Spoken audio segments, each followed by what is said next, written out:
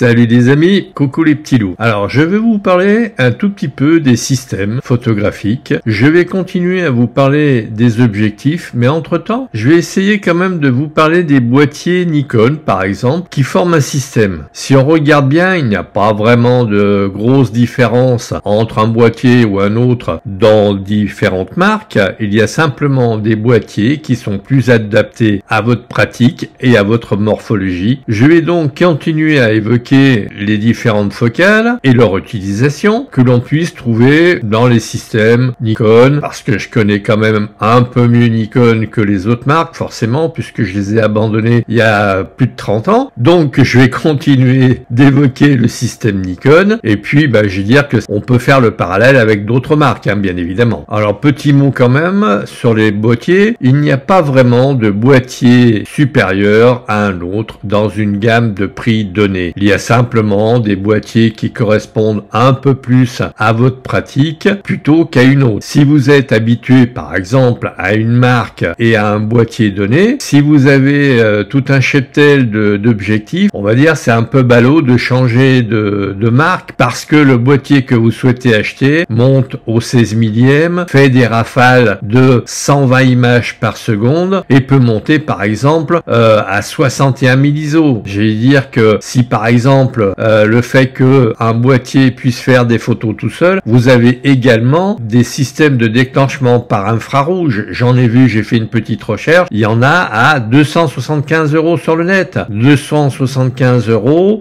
pour avoir un déclenchement automatique, ça peut être sympa. Ça peut éviter, par exemple, de dépenser 6000 balles dans un boîtier. Alors, je sais d'expérience que changer de marque n'apporte pas vraiment grand-chose. Alors, il y a un petit bémol, mais je le ferai à la fin, bien évidemment. J'ai eu un Canon A1, plébiscité en son temps par pas mal de photographes. J'ai eu un Canon A1 qui me branchait un peu moins quand même. J'ai eu un Minolta, j'ai eu un Olympus OM2, deux OM4, un OM4 normal et un OM4 Titane. Ces deux boîtiers étaient super. Ils avaient la possibilité de faire la moyenne de 8 mesures faites en spot. À cette époque-là, on va dire, c'était super sympa. Et cerise sur le gâteau, ils avaient un damier sur le rideau qui simulait la brillance de la pellicule, ce qui fait qu'en fait, on avait une mesure en temps réel. Ça, c'était sympa. Et puis, Olympus a sorti un Olympus autofocus et alors là ça a été la cata. On allait plus vite à faire la mise au point à la main qu'avec l'autofocus qui faisait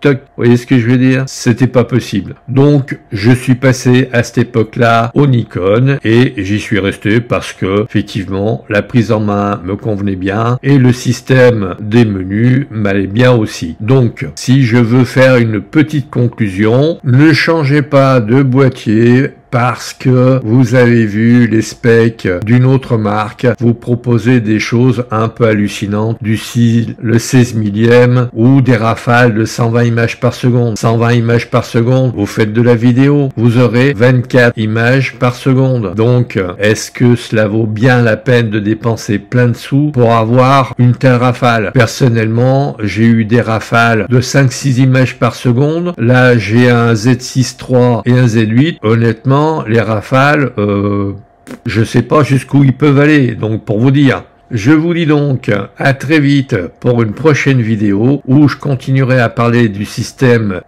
Nikon sur les optiques et une vidéo suivra sur le système des boîtiers Nikon. Je vous dis à très vite. Likez, partagez, abonnez-vous, faites du bruit autour de mes vidéos. À très vite pour une prochaine vidéo.